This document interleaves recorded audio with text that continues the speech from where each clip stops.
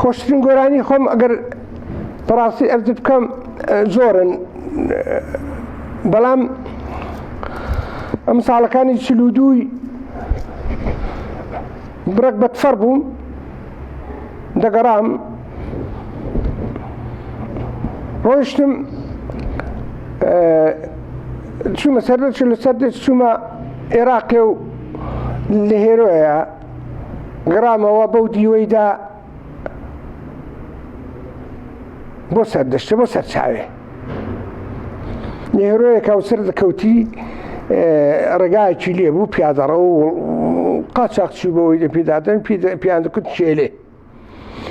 مانگونیەک بەهات چوو بوو وەسەر کەوتە مارەقەم کرد بوو لە جەڵا سینەخیز بوو هاتمەوە دوێژدا ئاوا دەڕۆیشتم گوێم لێگت گوێم هەڵخست لەو شوێنەی کەوت دەخوێنێ دەعبا دەخوێنێ ئەتی چاوم مەتەری دەکرد گوڵ پشکوت بوو وەک بەهشت چی خدایە چییە هاتمە خوارێ زەمزەمەی دەکەم بۆ خۆمەوە گۆرانیان دەڵم بە تاقی تەنێم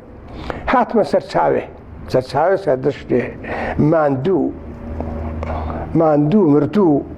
لاقمدا ئەوەکەی شێشا گورەیمدا کەند چاوم شت خاوێن حەسامەوە داوە گوێم لە سریوەی چۆلەکە و دەعبا و قاسپەی کەوەیە گۆرانیەکم کۆت تمشام کرد لەوێ سێوەلا سوورەی زێوەی منزەرەی بەردەپانی گوڵی دەورەی سەرچاوێ کەوی پشتی بێورانی بەزنت غەڵفی ساوایە و ممکت هەرمەی ئالانی لە پاش باڵای بەرزووی تۆ بۆچی بە زیندەگانی من و گۆرانیم لێ سێوەلا سوورەی زێوەی منزەرەی بەردەپانی گوڵی دەورەی سەرچاوێ کەوی پشتی بێورانی